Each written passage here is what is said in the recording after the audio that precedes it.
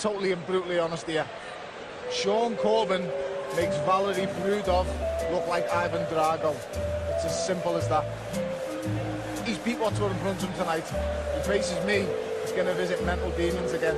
And let's get something straight. You come to me, mate. You come to me. Next time, ain't no judges going to be needed. I'm going to do worse than Kovalev. I am going to do worse than Kovalev. On Saturday night, mate, you better hold it together. I'm going to smash it near you to pieces, mate. I'm going to hit him. When he gets in the ring and we get 10-ounce gloves on, I'm going to smash his head to bits. I'm going to do it November the 30th against all odds. No matter what people say, the journalists write what you want. All as I'll say is tune back in and then look at me on December the 1st when I am world champion. It's as simple as that. I'm willing to die in that ring. It's as simple as that. I am willing to die. I'm willing to die, Saturday. Is he? You fucking right. On to episode 353, Bellew of the Weeks. Rapping Rob Kelly's still with us. Gabe Lewis as well, Ozzie Smith, Andy Patterson. First one is from Donny Baseball. Remember him? Him and David Almond have been nominating Chucky 406-402, putting a picture of Mike Tyson next to Anthony Joshua and saying it will be a toss-up on this one, hard to pick. Billy Nelson has been nominated by Declan Graffin. Martin Bacoli will gladly fight Dillian White. Eddie Hearn tagged in there. Make it happen, Edward, said Brad. You will see a real fight. And moves like Zaga jumped in. I believe Martin deserves a shot as a top heavyweight. Dillian versus Martin would be a great fight. O'Hara Davis was nominated by Jamie Coleman. I would like to vote. Can somebody please send me the website that I can use to vote with, please? Greg Cross has nominated whoever runs Frank Warren's Twitter. Boxing Social, we're interviewing Dave Caldwell. Nobody would have beaten Tony Bellew that night. Dave Caldwell reminisces about when Tony Bellew defeated Ilunga Makabu to become WBC Cruiserweight World Champion at Goodison Park. I believe this was Terry Woodfine, jumped in, said, no Dave, Bellew went to hell and back with a guy who in his previous fight fought a local bin man who was 500th in BoxRec. So I wish Bellew went into the World Boxing Super Series because all of those fighters on that night would have pounded him. Andy's thrown in a title watch here. I think it was the GBU or the BBU or something. Love a good title ourselves. Baltic Boxing Union, mate. Baltic Boxing Union. Love a sanctioning fee off them boys. Tommy Cahill is one of many people who throw in this absolute... I think I'm in that tonight. It's Baltic out there tonight in Wexford. Okay, Rapping Bob Kelly, avoiding the bullets and the snowflakes. Tommy Cahill is one of many people to nominate this one, as reported by BoxingScene.com. Barry McGuigan reacting to the Anthony Joshua-John Ruiz fight. Joshua was like Muhammad Ali, moving like that, said Barry McGuigan. So a strong front runner is he. Andy, I will give you an opportunity at this point to throw in any nominations that you might have. Yeah, I've got one, mate, for Javonte Davis. I don't know anybody caught this tweet. I'm just trying to find it now. Actually, there it's there. So he tweeted out last week. He says, I'm not signing no more gloves, shirts, or nothing else since you all want to be selling it. So I just kindly reminded him that was the guy that's sold all your furniture that Floyd Mayweather bought you and then moved back to Baltimore. He never got back to me with that one, unfortunately. I'm surprised he never tipped in there. So, that's one of them. Didn't want to put up Adrian Broner, but I did notice his name got put into some documents regards to money laundering and drugs and stuff like that. But I read the article. It was quite funny actually. It was like this guy. He's in the car and he gets pulled over by the cops and something like $14,000 in cash, and it's a rental vehicle. And the police asked him. He says, "Where did you get the cash for?" He says, "I'm holding it from my wee brother, Adrian Broner." And the driver's son, who's sitting in the fucking back seat, says, "That's not right, Daddy." He says, "AB didn't give you that money." So the wee laddie grasped out his fucking Rats out. And I've got one for Bob Arum for saying that basically the Crawford Spence fight could be done in an hour once Spence is healthy.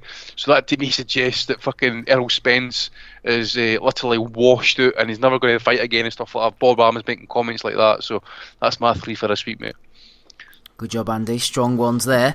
Ben Thorns, continuing with mine, as nominated Perry, one of these Twitter experts, saying Dillian White has been cleared by UCAD. Do your research, says Perry. And from the first offence, it was from contaminated meat. Have you ever heard of someone turning over a new leaf?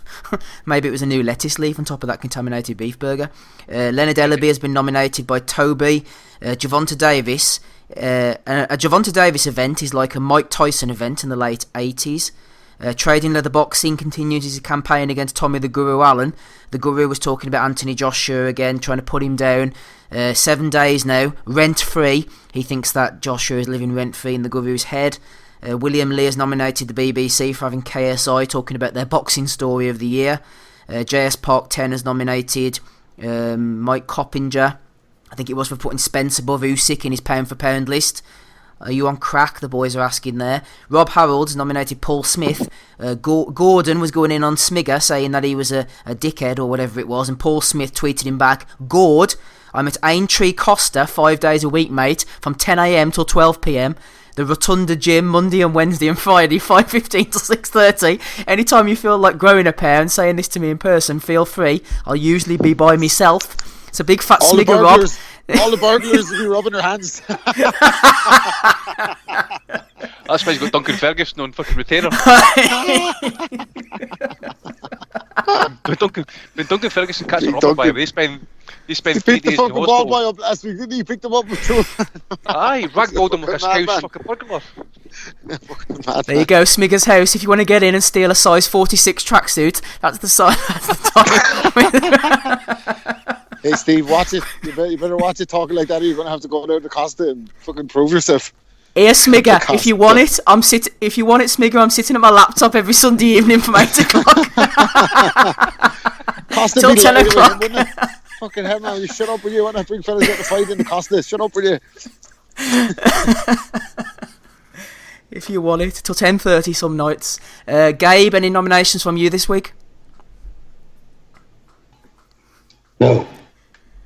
Nothing from Gabe. A nomination from Andrew McCormick for Danny Williams, as we mentioned earlier, the whole German debacle. I think that's all the ones I've got. Good old Danny. Barry McGuigan's a good front runner. Smigger Smith as well. Danny Williams, BBC. Ozzy, any nominations from you? No, nothing from me. I'm torn at the moment, Rob. I'm liking that Javonta Davis one. I'm liking AB, but I'm definitely liking the Smigger one. I've a few. I like the Danny Williams one because it reminded me of when we were doing PE and we'd be doing hurling, and I just rock in the fucking tracks and like, not today, teacher.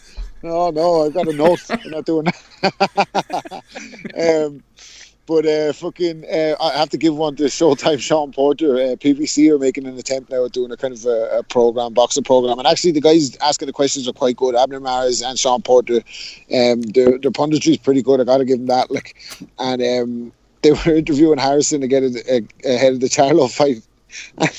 Sean Porter was wearing a yellow blazer and a red tie. He fucker looked like the fucking fry captain of the month from McDonald's. It was horrendous, man. They're slaughtering him in the comments, man. They're saying he gets dressed in the dark and all. They're absolutely going to town on him.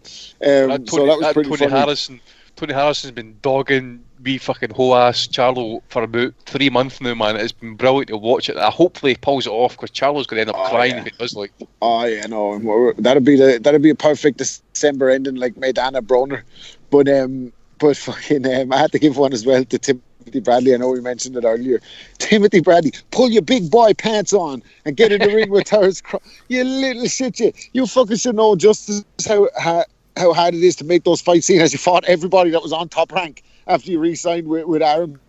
Everybody you fought was on Top Rank. Manny, Provodnikov, fuck off, Tim, will you? Couldn't he fight Amir Khan because Gary Shaw wouldn't allow the fight to happen, so he had to wait until the contract ran down and before he signed up with Bob Arum. So he kens himself how fucking hard it is. Even Andrew Ward looked at him and was like, "Hey, you're on your own here, man." You're off like you're fucking Joe Tissaber's like that. Oh shit, man. And I wouldn't mind. He's actually pretty good at calling the fights, but fucking hell, man, that is shocking. Like, absolutely shocking. Like, even Crawford must be embarrassed with that. Like, I know they're buddies, but like, he'd be looking at him like, "You're doing too much, man. Shut up, will you?" Like, and I had another one, but I can't remember it now, so we might as well go on. Yeah, we'll forget about that one then. Jason Chukwu in the chat says nomination. No, I couldn't let this one go. O'Hara Davies, he's hardly the brains of Britain, like, is he? He said this year he's going to vote for the Tories, but next year he's going to even it up and vote for the Conservatives. So first of all, he thinks that the fucking general election is every year, and secondly, he thinks that the fucking Conservatives and the Tories are two different parties. That's because he's got one foot in the streets and one foot in the industry. O'Hara Davies. He sounds to me, I'm not insulting the guy's intelligence, but he sounds to me like a stupid person trying to sound intelligent when he talks just because he speaks slowly. The fucking dipshit. So, O'Hara Davies has to get one as well. Was he breathing through his 2 noses at the time, eh? He hasn't got enough oxygen going to his brain anyway. There's something wrong.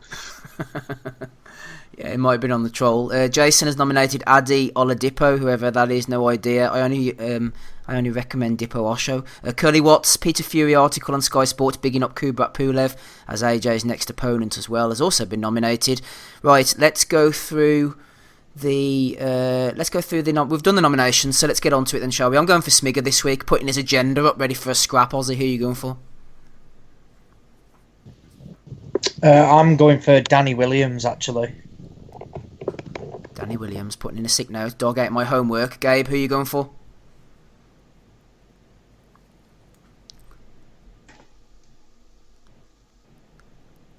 I don't know. Donny? Oh, there's several good ones. I'll go with. I'll go with Danny Williams. I don't know. There's a lot of good ones. Gabe might fail a test tonight. He's on the old Voltarol. Rapping Rob Kelly, who's getting your vote? Bradley. Sorry, Bradley. Outrageous this week. Tim Bradley. It's all down to you, Andrew.